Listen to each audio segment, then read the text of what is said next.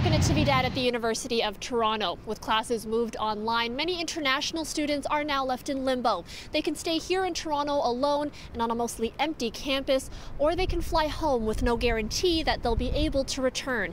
And while they wait to make that decision, the costs of staying here are piling up.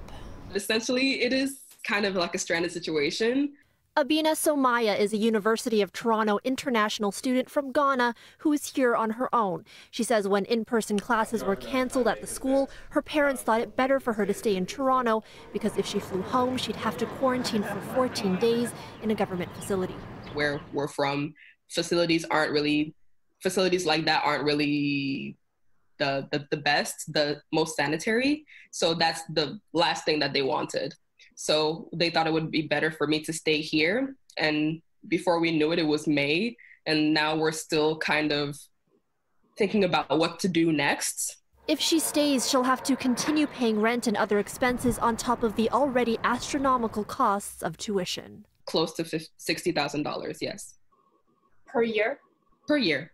But even if she did fly home, because of the pandemic, the cost for a ticket right now is much higher than normal. Flights home for Chinese students in particular have soared. I also booked from one Chinese official website, which is Xiamen Airline. It's about 9,000 Canadian dollars, but it's only one way of flight. There's also the added stress of potentially not being able to return if border restrictions remain.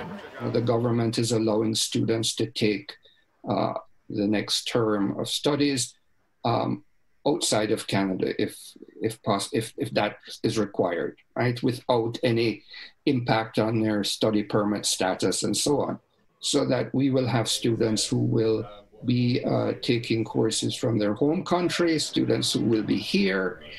So, of course, we need to provide our courses in a remote way, and that is what we're planning.